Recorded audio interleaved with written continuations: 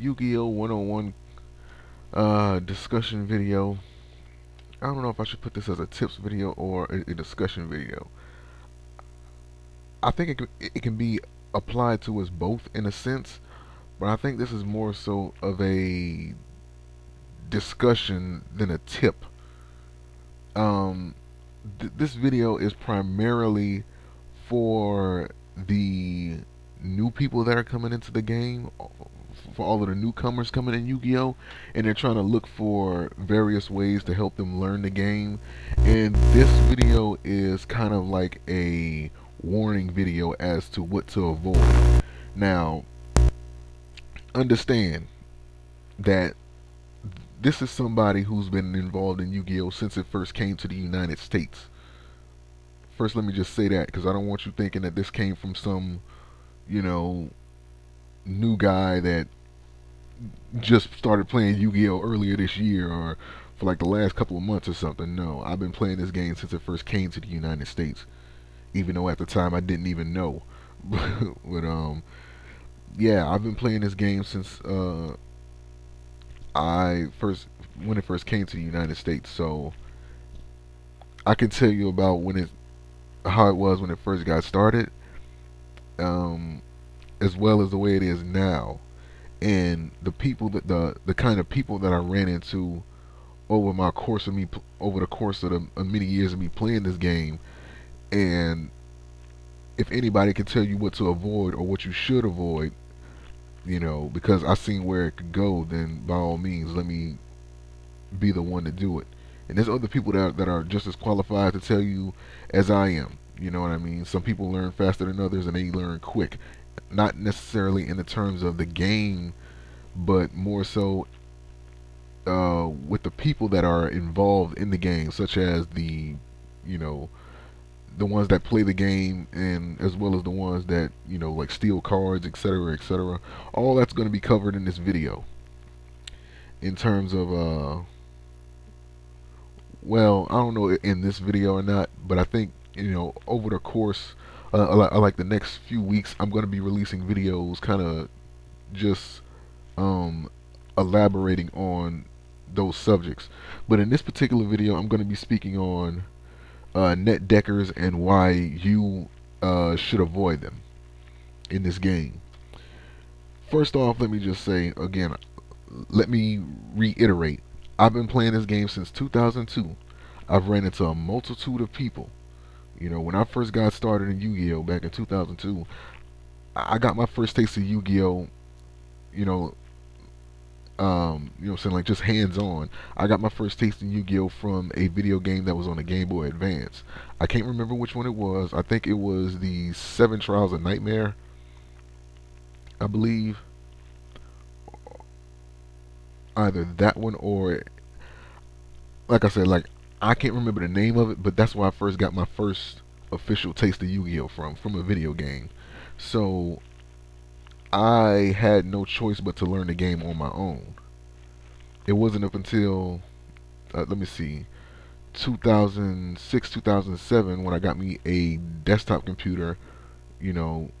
That's when I started looking up cards online, and that's when I started researching cards. Saying, like, just as a hobby. And I still, saying, like, do that very thing to this day. And I didn't officially start playing Yu-Gi-Oh online until 2010. So let's see, there's pretty much like an 8-year gap leading up to when I got involved with the Yu-Gi-Oh community online. You know what I mean? So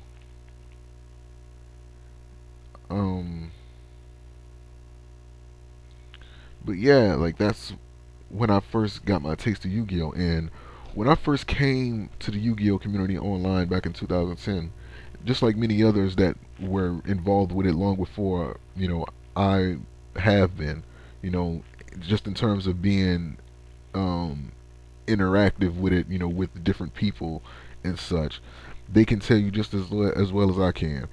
It's people in this game that will approach you to act like they know so much when they know so little. And these net deckers are one of those groups of people, and those are people you should avoid. Case in point, Netdeckers,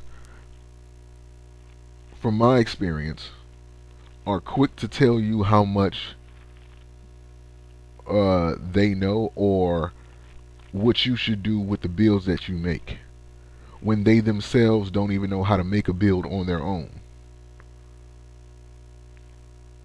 That's the reason why they're net decking. They don't have the wisdom or the patience to make a build on their own. So if you're not one to do that, then what makes you think you're qualified to tell me how to make a build or what I should be using in this build? Your experience comes from waiting on somebody from the OCG to make a build, and then you mimic that and then try to play it off as your own.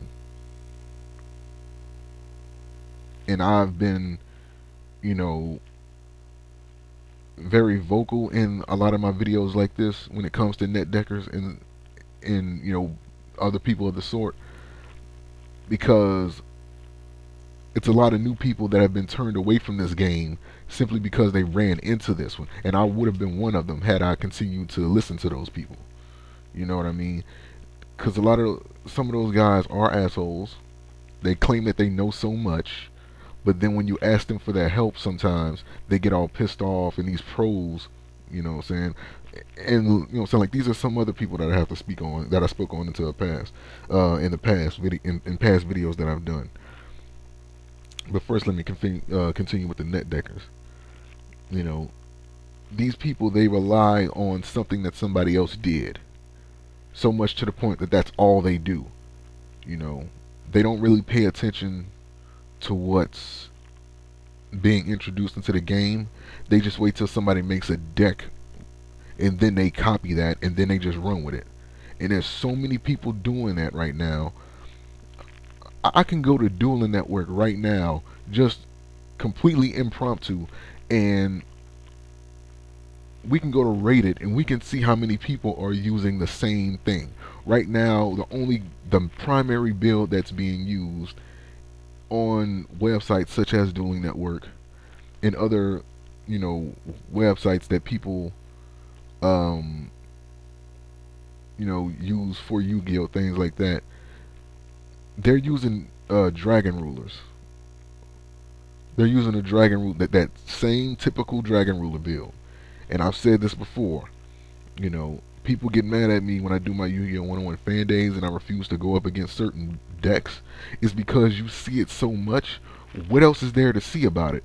There's no shock value there. There's no interest there anymore. You already know how it works. It gets repetitive, and repetition gets boring. So if I do 10 videos, and in like 9 out of those 10 videos you see me going up against dragon rulers, that's going to be boring. You're not even going to want to bother to watch the next fan day.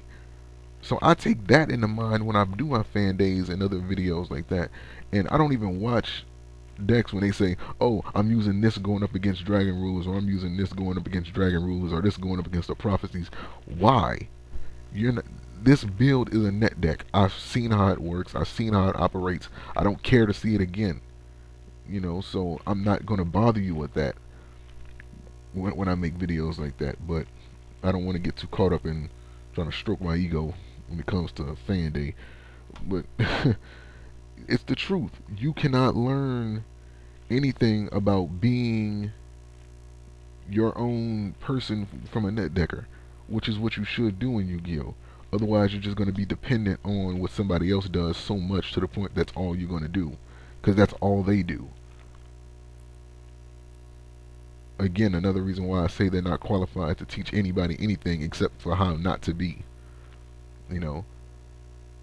When somebody approaches you and they ask you, what I'm saying, something like, would you like help with something?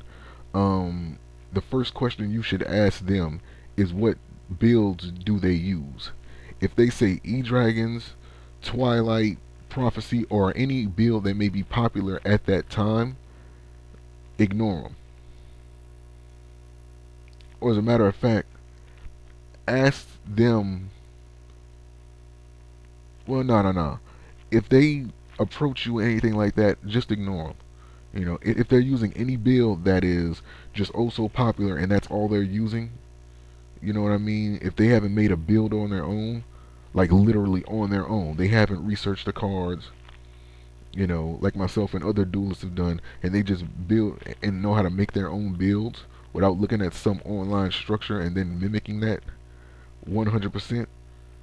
Then that's not somebody. That is somebody that you need to avoid, because they can teach you nothing except for how to do what they're doing, which is wait until somebody else to do it and then copy that and then try to run with it as you created that. You know, that's something that you need to avoid. Another thing is that you need to watch out for pros. Uh, I've spoken on them in videos in the past, but I guess I'll elaborate on it a bit more in this video. Pros are jokes. They're jokes. These are people, again, just like the Netdeckers. They claim to know so much when they know so little. Their whole pro is just like the Netdeckers. They wait till somebody makes something and then they copy it. Hell, you can probably mesh them under the same umbrella as know nothing know-it-alls. You know what I'm saying? And they're quick to tell you, hey, this is how this works, or this is how you should use this, when in reality they themselves don't even understand the rulings behind this. Because ooh, case in point, and this is a perfect example as to what I mean. When the Exceeds first got introduced into this game, one of the popular ways that you've seen to exceed something was using, I think, Tour Guide from the Underworld and Sangan, because at the time, Sangan was still legal in the game. Use Tour Guide from the Underworld to summon Sangan, and then exceed summon those two into a level 3 exceed, and then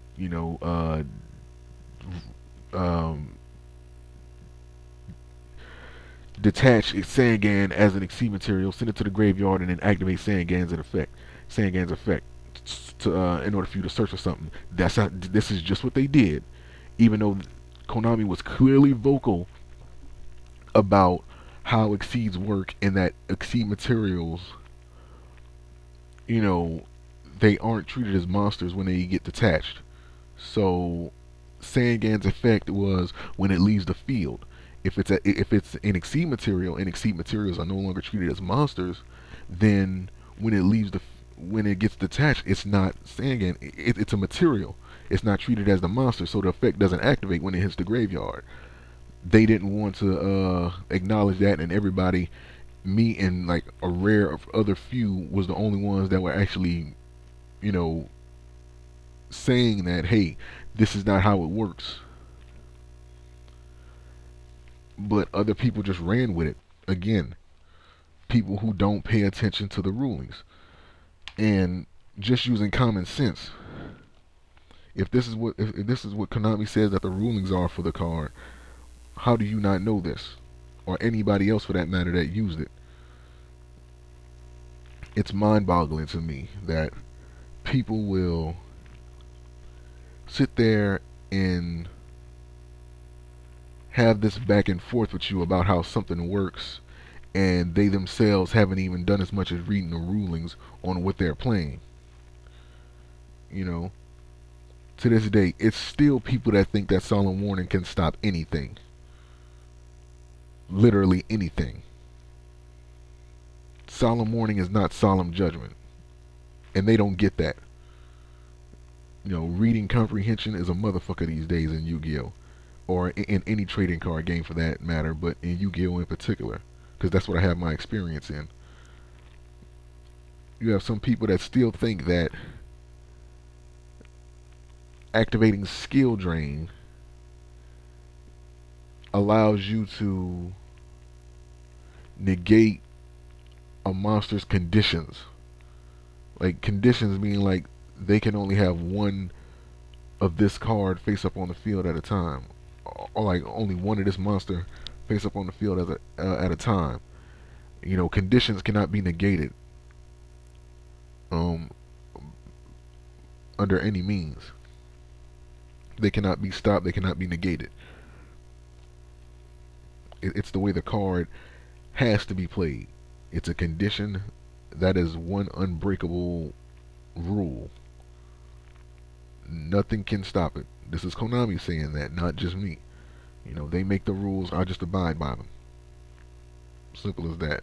And you got those pros, those Netdeckers. They don't understand the rulings that well. So this is another reason why you need to avoid them. They don't understand what it is that they're using. Now, granted, we all got to learn the game. But don't sit there, like I've had happen to me a number of times, and tell me that this is how it's supposed to work. And I even go to websites like YuGiOh to show them the rulings. Have to go to the Konami site, etc., etc., and do all these means to let them know this is how the card works. This is what Konami says. They created the game. They create the rules for the cards. This is the way you got to play it if you're going to play Yu-Gi-Oh. They don't like it. They get mad at me, and then they just leave. I'm pretty sure if you looked, you would find various videos from my fan day events from Dueling Network. You don't have to really worry about Yu-Gi-Oh Pro because they have like an automatic system, so they have no choice but to play the cards a certain way. You know what I mean? And that's the correct way. But yeah, for websites like Dueling Network where you have to manually do everything,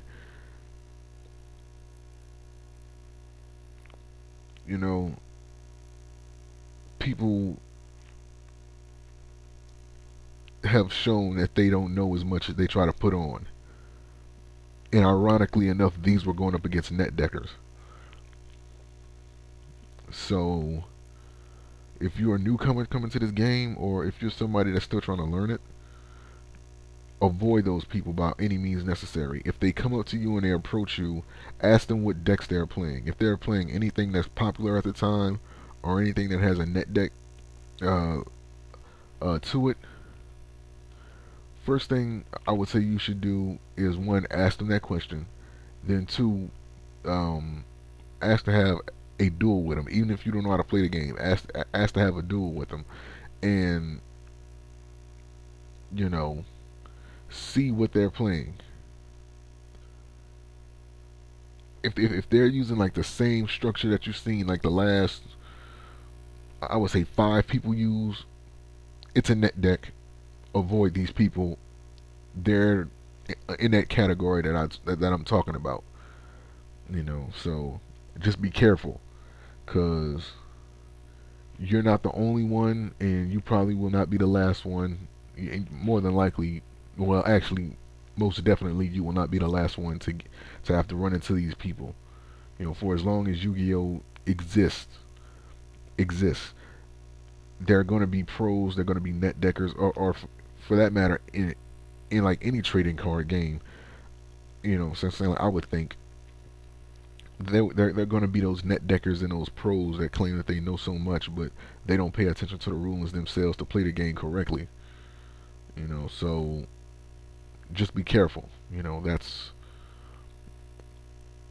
like, that would be the main moral of this video. If you're a newcomer in Yu-Gi-Oh, simply be careful. Watch who you're going up against.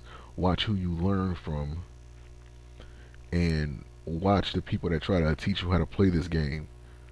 Because those are the people that you need to avoid. The ones that net deck, and the ones that claim to be quote unquote pros. I'm pretty sure it's some people out there that consider themselves pros that aren't assholes, that try to put like somewhat of like a stop on that negative stigma that word has in Yu-Gi-Oh. But still, just be careful. Simple as that.